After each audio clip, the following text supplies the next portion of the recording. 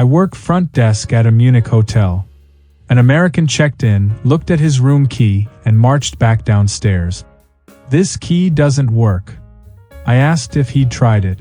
He said he didn't need to. It's the wrong key. I booked a room on the 3rd floor. This says 2 on it. I explained that in Germany the ground floor is 0. First floor is 1. His room on floor 2 was technically the 3rd level. He stared at me. That's the dumbest thing I've ever heard. Who starts counting at 0? I said, most of Europe.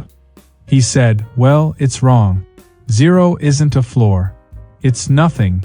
He wanted me to change his room to match American numbering. When I explained I couldn't renumber the entire building, he asked if we'd considered switching to the normal system. He complained to Booking.com that our hotel had mathematical errors. Last month, a guest demanded we convert the minibar prices to dollars because euros were too confusing. I showed her the exchange rate. She said, that's not accurate. I checked Google yesterday. The rate had changed overnight. She accused us of price manipulation and tried to pay in dollars anyway. We don't accept dollars. She said that was discrimination against Americans. Another guest asked why we didn't have ice machines. I explained they're uncommon in Europe. He said, how do you keep drinks cold? I suggested the minibar. He said that was socialism. I'm a pharmacist in Amsterdam. An American tourist came in, slapped a bottle of Advil on the counter, and said, I need this. The strong stuff. I explained we don't sell Advil. We have ibuprofen, which is the same active ingredient, just a different brand. She said, no, I need Advil specifically. Ibuprofen doesn't work on me. I told her it was chemically identical. Same drug. Same dosage. She got louder. I've been taking Advil for 20 years. I know my body. Ibuprofen does nothing. She insisted Advil had a special American formula that European generics lacked. I showed her the ingredient labels. Identical. She said the labels were lying.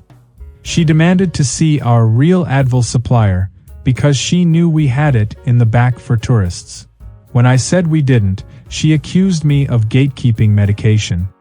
She asked if this was because of healthcare laws. I said no, it's because Advil is just a brand name. She left, muttering that European pharmacies were sketchy.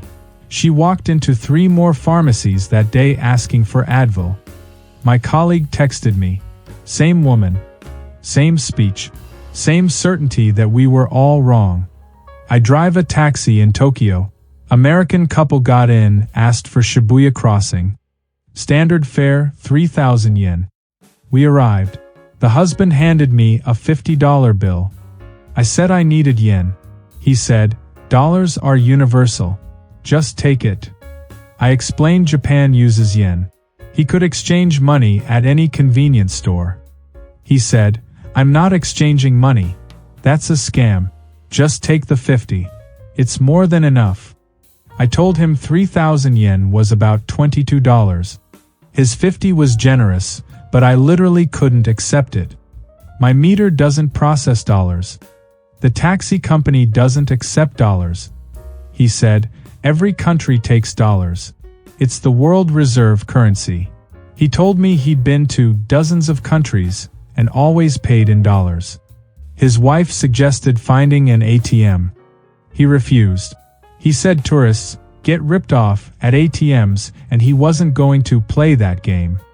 I offered to drive them to a currency exchange. He said I was trying to scam extra fare. He placed the 50 on my dashboard and got out. I got out too. I tried handing it back. He walked away yelling, "Keep the change." I stood there holding his $50 bill. I couldn't deposit it. I couldn't spend it. I drove to the police box and explained. The officer laughed. He said this happened monthly. I manage a restaurant in Barcelona.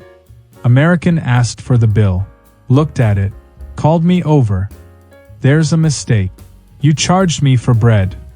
I said yes, bread is €2. He said, bread is free. It's always free at restaurants. I explained that in Spain, bread is only free if you don't eat it. If you eat it, we charge. He'd eaten 4 baskets. He said, that's illegal. Bread is a basic right. You can't charge for bread I didn't order. I said he'd requested more bread. Twice. He said, because I thought it was free. You tricked me. He demanded I remove the charge. When I refused, he said he'd studied international law and charging for unordered items was fraud. I pointed to the menu. Bread prices listed clearly.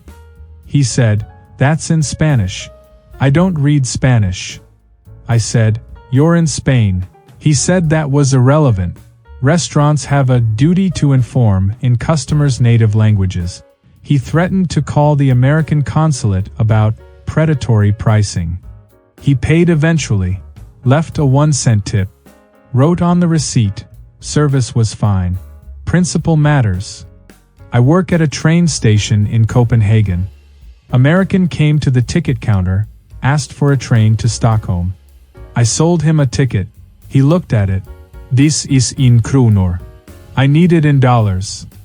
I said the price was 270 Danish kroner. About $40. He said, no, I need the ticket printed in dollars. For my expense report, I explained our tickets print in local currency.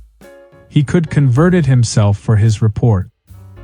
He said, that's not how expense reports work. The receipt has to match. You need to reprint this in dollars. I said our system doesn't do that. He said, then manually write it. I told him I couldn't alter receipts. He said, I do this all the time in America. It's standard business practice. He insisted Denmark was violating international commerce standards by not accommodating dollar requests. He demanded a manager. My manager explained the same thing. He said, fine. I'll pay in dollars and you give me change in dollars.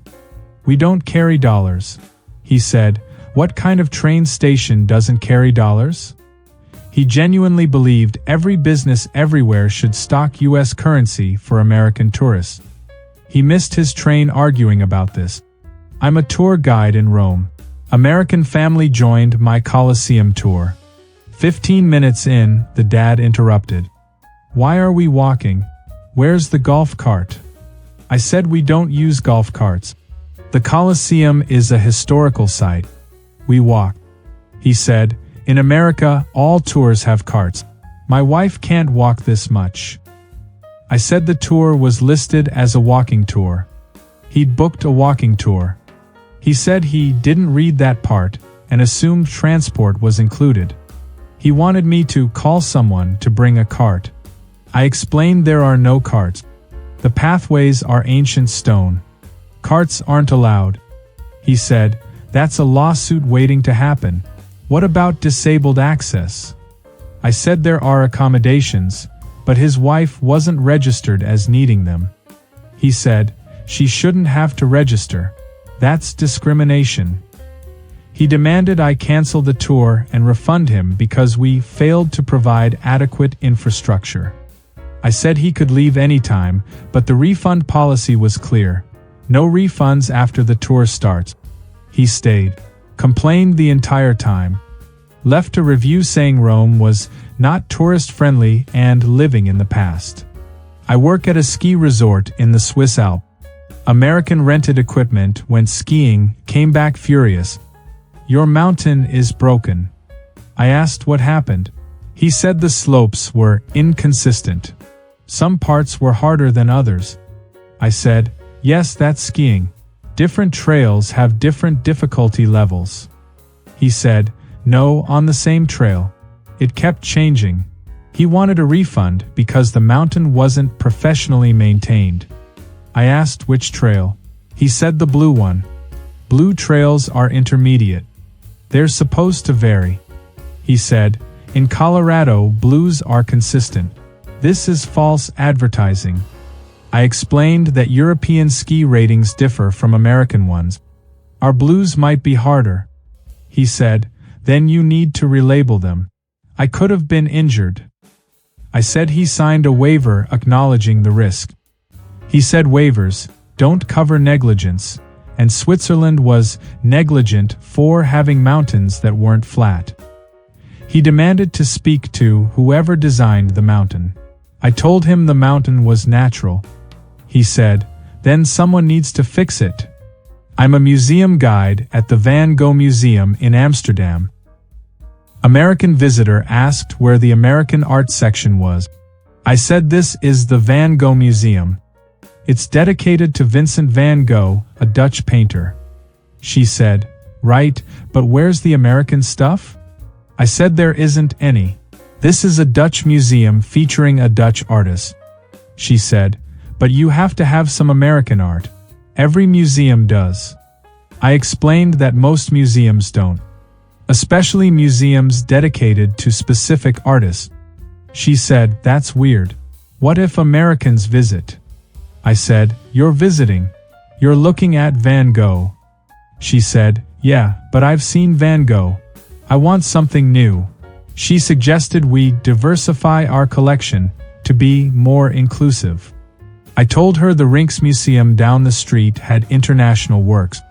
She said, that's not the point. This museum should represent everyone. I said, it represents Van Gogh. She said, exactly. That's the problem. She walked through the entire museum, stopping at paintings saying, this is Dutch. This is Dutch. This is all Dutch. At the gift shop, she asked if we sold anything American. I said we sold Van Gogh prints, books, and souvenirs. She bought a postcard, looked at it. Is this in English? I said it was in Dutch, with English descriptions. She said, why isn't it just English? I said, you're in the Netherlands. She said, but you speak English.